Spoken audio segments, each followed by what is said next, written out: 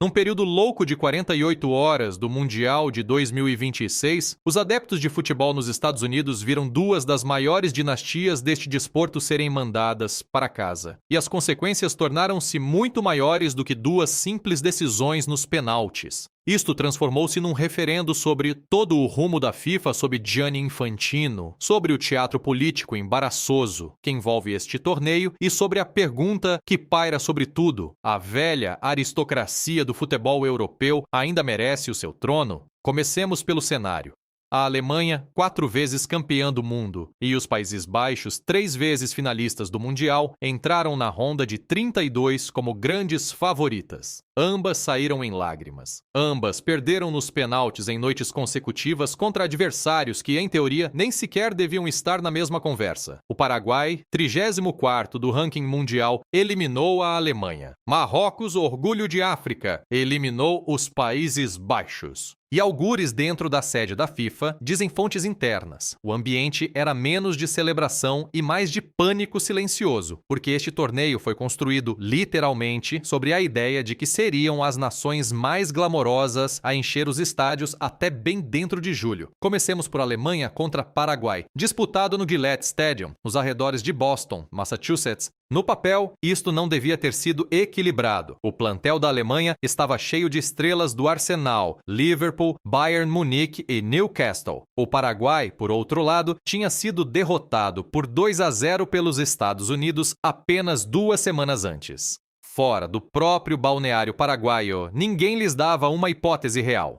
Depois, soou o apito, e o Paraguai fez algo que quase ninguém esperava. Recuou para uma organização defensiva compacta e disciplinada, recusou dar à Alemanha um único metro entre linhas e simplesmente esperou. A Alemanha teve a bola durante aquilo que pareceu uma eternidade, controlando cerca de 78% da posse só na primeira parte. Mas há um número que devia assustar o futebol alemão: 0. 0 remates enquadrados em toda essa primeira parte. Tanta posse e nada para mostrar. O Paraguai adiantou-se antes do intervalo com um cabeceamento de Júlio Enciso. Kai Havertz respondeu pela Alemanha no início da segunda parte, fazendo o empate a 1 bola. A Alemanha pensou ter arrancado uma vitória dramática nos últimos minutos, quando Jonathan Tah marcou de cabeça, mas o sistema de revisão vídeo anulou de forma polêmica o golo por uma falta mínima sobre o guarda-redes. Até Jürgen Klopp, que assistia da linha lateral como comentador, criticou depois a decisão, dizendo que exatamente o mesmo lance é deixado seguir na Premier League praticamente todos os fins de semana. O prolongamento não resolveu nada, e o jogo foi para os penaltis, onde a aura de invencibilidade da Alemanha a partir dos 11 metros simplesmente desapareceu.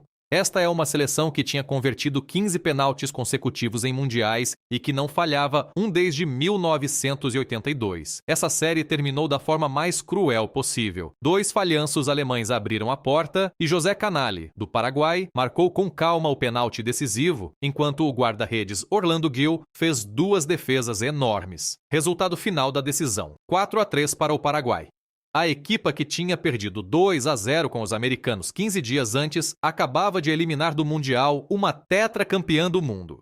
Quase ao mesmo tempo, do outro lado da fronteira, em Monterrey, no México, os Países Baixos sofriam a sua própria humilhação histórica contra Marrocos. Este era apresentado como o confronto com o melhor ranking de toda a fase a eliminar, com Marrocos em 6º lugar no mundo e os neerlandeses em 7º, e em termos de drama, não desiludiu. Marrocos dominou longos períodos do jogo, mas foram os Países Baixos a marcar primeiro, com Cody Gakpo a finalizar ao minuto 72, num lance que parecia poder ser o golo da vitória. O golo de Gakpo tinha também um peso emocional extra, surgindo poucas semanas depois de uma tragédia na sua família, o que fez o momento parecer retirado de um argumento de cinema. Em vez disso, os neerlandeses cometeram o erro fatal contra o qual todos os treinadores avisam. Sentaram-se em cima da vantagem e convidaram à pressão uma equipa que já não tinha nada a perder. Marrocos continuou a carregar, continuou a procurar espaços. E no primeiro minuto dos descontos, o defesa do Fulham Issa Diop subiu mais alto do que todos para cabecear um empate devastador. 1-1,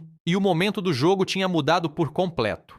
O prolongamento passou sem vencedor, embora Marrocos tenha parecido a equipa mais forte durante largos períodos, chegando a controlar 82% da posse. O guarda-redes neerlandês Bart Verbruggen fez uma série de defesas heróicas apenas para levar o jogo até aos penaltis. O que se seguiu foi puro caos. Até a maior estrela de Marrocos, Achraf Hakimi, do Paris Saint-Germain, falhou a sua tentativa. O suplente neerlandês Justin Kluivert também falhou, mas foi o guarda-redes Yassine Bono quem transformou o perigo em glória, ao defender um penalti crucial de Crescencio Summerville, antes de Ismael Saibari avançar e marcar com frieza o penalti da vitória. Marrocos seguiu em frente por 3-2 nos penaltis, arrancou a camisola na celebração e marcou o encontro num enorme jogo dos oitavos de final contra o Canadá, co-anfitrião em Houston, a 4 de julho. Há uma frase que o selecionador de Marrocos usou depois do apito final e que desde então tem sido repetida em todos os canais desportivos.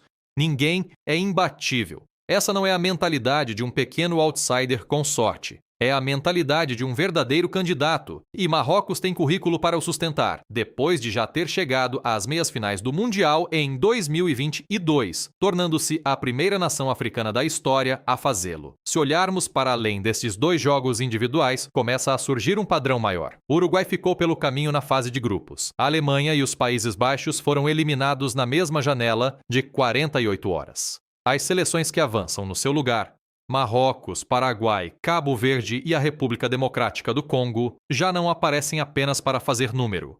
Estão a desmontar ativamente a ordem tradicional. Os analistas apontam para uma explicação simples. A diferença de talento fechou drasticamente. E os jogadores de África, da América do Sul e da Ásia já não são nomes desconhecidos em ligas obscuras. Hakimi joga em Paris. Toda a espinha dorsal de Marrocos é formada por titulares de grandes clubes europeus. Estes jogadores enfrentam adversários alemães e neerlandeses todos os fins de semana nas competições nacionais e qualquer vantagem psicológica que os gigantes europeus tenham tido em tempo simplesmente desapareceu. Quando o medo desaparece, as diferenças de talento encolhem depressa. E é exatamente isso que se está a ver nos relvados dos Estados Unidos, México e Canadá este verão. E é aqui que a história deixa de ser apenas futebol e colide de frente com dinheiro, poder e política. A FIFA alargou este Mundial para 48 equipas precisamente para gerar mais jogos, mais janelas televisivas e mais receitas. A aposta não dita por baixo dessa expansão sempre foi que as nações famosas e comercialmente fortes, Alemanha, Países Baixos, Brasil, avançariam profundamente no torneio, mantendo as audiências televisivas americanas agarradas ao ecrã até aos quartos de final e para lá disso. As federações mais pequenas deviam ser a entrada, não o prato principal. Em vez disso, os maiores chamarizes comerciais estão a ser eliminados cedo, e os outsiders, para quem ninguém tinha reservado dinheiro de marketing, são aqueles que continuam a jogar. A queda da Alemanha na ronda de 32 está a ser descrita por analistas da indústria como um verdadeiro revés financeiro para emissoras e patrocinadores que construíram toda a sua estratégia de verão à volta de uma longa campanha alemã. Não é um desastre para as contas da FIFA, tendo em conta as receitas recorde do torneio em bilheteira, mas é um lembrete desconfortável de que o drama desportivo nem sempre se alinha com o planeamento comercial.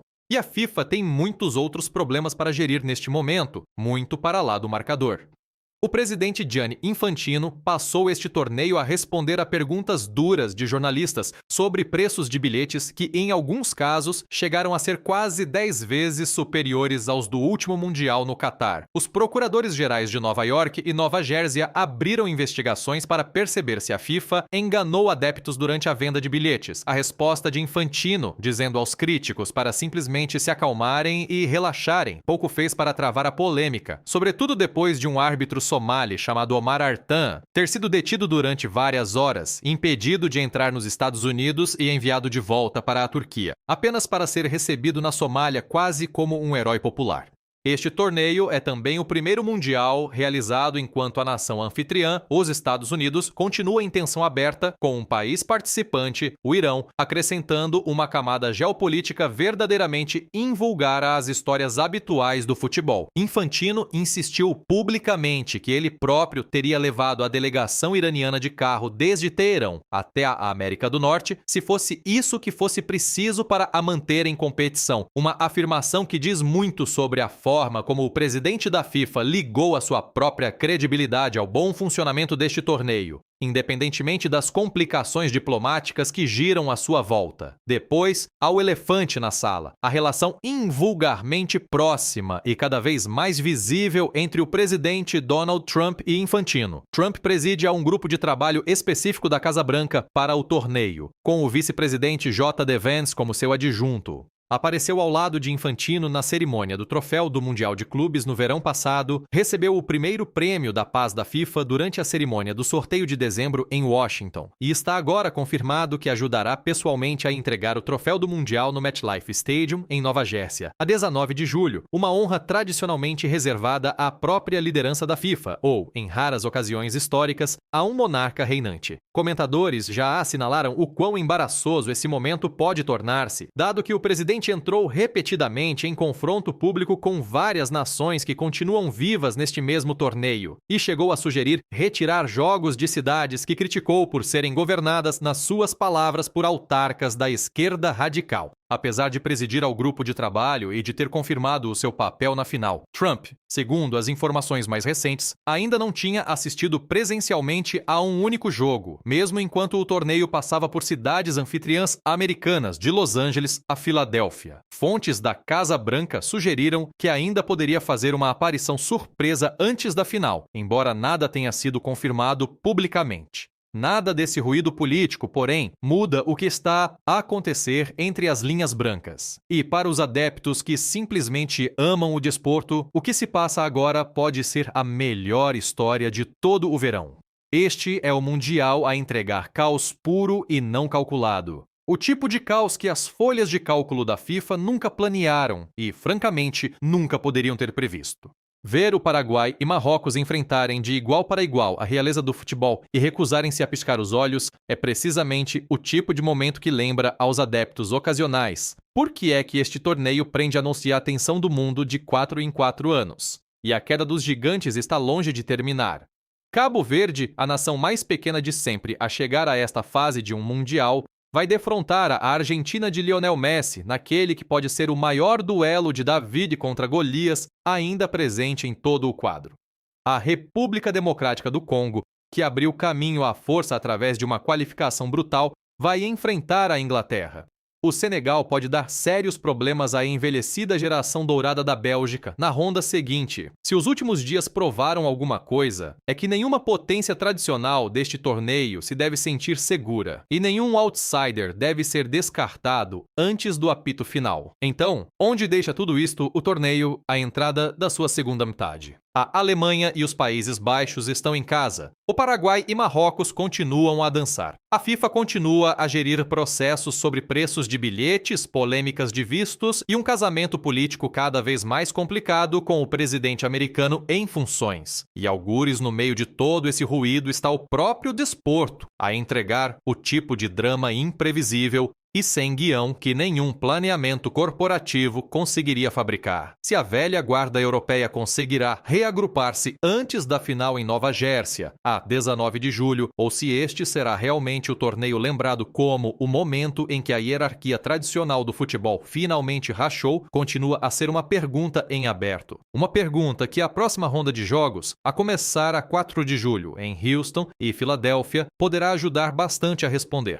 Há também uma subtrama financeira mais ampla que vale a pena compreender, porque explica por que razão a FIFA pressionou tanto por este formato específico logo à partida. A decisão de passar de 32 para 48 equipas foi apresentada publicamente como um gesto de inclusão, dando a mais nações de África, da Ásia e das Caraíbas uma hipótese real de jogar um mundial. Em privado, porém, analistas da indústria há muito a descrevem sobretudo como uma aposta em receitas, já que mais equipas significam mais jogos, mais janelas televisivas, mais espaços de patrocínio e mais bilhetes para vender em 3 países anfitriões. Relatórios publicados no início deste ano apontavam as receitas totais deste torneio para valores acima dos 9 mil milhões de dólares, um salto enorme face a ciclos anteriores e um número que tornou Infantino quase intocável dentro da própria estrutura de poder da FIFA, apesar das polêmicas crescentes à sua volta. Esse aumento de receitas teve custos reais para os adeptos comuns. Os preços dos bilhetes para este torneio foram reportados em alguns mercados como chegando a ser até 10 vezes superiores aos de lugares comparáveis no último Mundial do Catar. E essa estrutura de preços é agora alvo de investigações formais por parte dos procuradores gerais de Nova York e Nova Jersey, que analisam se os adeptos foram induzidos em erro sobre modelos de preços dinâmicos antes de comprarem os seus lugares. A resposta pública de Infantino, essencialmente pedir aos críticos que relaxassem porque a FIFA tinha validado previamente a sua estratégia de preços com advogados, pareceu insensível a muitos observadores, tendo em conta que tantos adeptos da classe trabalhadora nas cidades anfitriãs dizem simplesmente não conseguir pagar bilhetes para ver as suas próprias seleções jogar em solo local. Os problemas de vistos e entrada juntaram-se à polêmica dos bilhetes. Para além da detenção amplamente noticiada do árbitro Omar Artan, vários jogadores, membros de equipas técnicas e adeptos viajantes de várias nações descreveram atrasos invulgarmente longos e rastreios adicionais ao entrar nos Estados Unidos para os jogos, um ponto de fricção que não existiu no mesmo grau durante o último Mundial organizado em solo americano, em 1994. A administração Trump defendeu as medidas de controlo como protocolo de segurança normal para um torneio que deverá atrair mais de 6 milhões de visitantes internacionais ao longo do verão, embora os críticos argumentem que estas medidas afetaram de forma desproporcionada adeptos e oficiais de países com os quais a atual administração mantém relações diplomáticas tensas. A situação do Irão continua a ser o fio mais delicado de todo este torneio. O Irão qualificou-se e está a competir mesmo enquanto os Estados Unidos e o Irão permanecem em hostilidade aberta, marcando a primeira vez na história dos mundiais em que a nação anfitriã está em conflito ativo com um país participante durante o próprio evento. Infantino tem apresentado repetidamente a participação contínua do Irão como prova da independência da FIFA face à pressão política, chegando a dizer que teria voado pessoalmente para Teherão para escoltar a delegação iraniana até a América do Norte se os canais diplomáticos tivessem colapsado por completo. Se essa afirmação reflete verdadeira manobra diplomática nos bastidores ou apenas uma encenação tranquilizadora dirigida aos críticos, é algo que provavelmente só Infantino e um pequeno círculo de dirigentes da FIFA sabem com certeza. Por agora, continua a ser uma afirmação não verificada e não um facto confirmado. A relação do próprio Trump com o torneio tornou-se uma história à parte. Ele assinou a ordem executiva que criou o grupo de trabalho da Casa Branca para o Mundial na primavera do ano passado, colocando-se como presidente com o vice-presidente J.D. Vance como adjunto. Uma estrutura que deu à administração supervisão direta sobre o planeamento de segurança, o processamento de vistos e a coordenação entre os 3 países anfitriões. Nesse mesmo período, a administração realizou despedimentos alargados em agências federais, incluindo pessoal responsável por processar os milhões de pedidos de visto esperados de adeptos internacionais, uma decisão que os críticos dizem ter criado exatamente os estrangulamentos agora relatados nos pontos de entrada. Trump também levantou periodicamente a ideia de transferir jogos específicos para fora de cidades que criticou por serem governadas por autarcas, que classifica como da esquerda radical, dizendo a jornalistas em determinado momento que Infantino aceitaria de bom grado esse pedido se ele levantasse preocupações de segurança sobre uma cidade anfitriã concreta.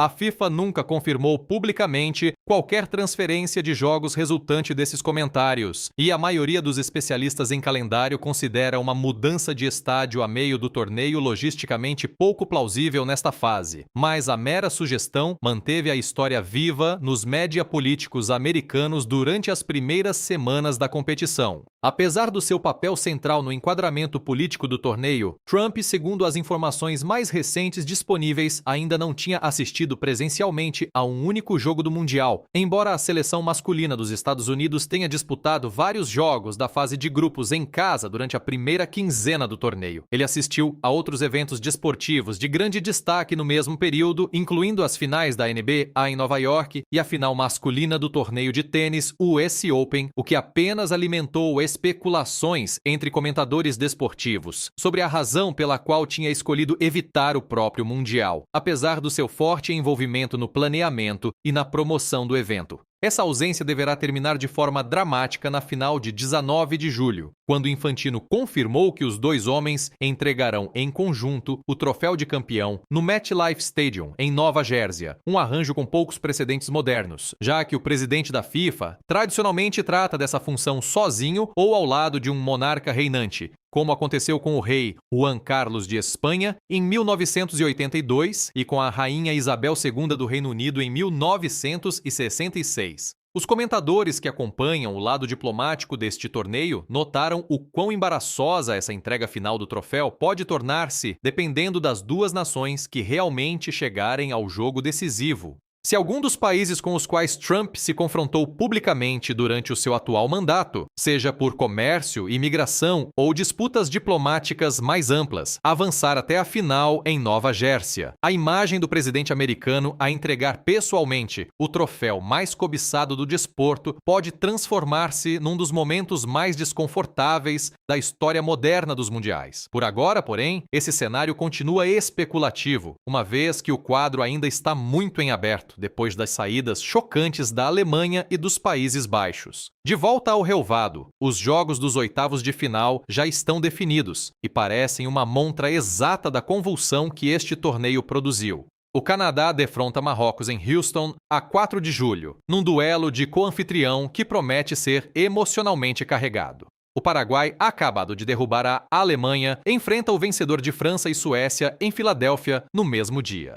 O Brasil defronta a Noruega em Nova Jersey na tarde seguinte, enquanto o México espera pelo vencedor do jogo entre Inglaterra e República Democrática do Congo na Cidade do México.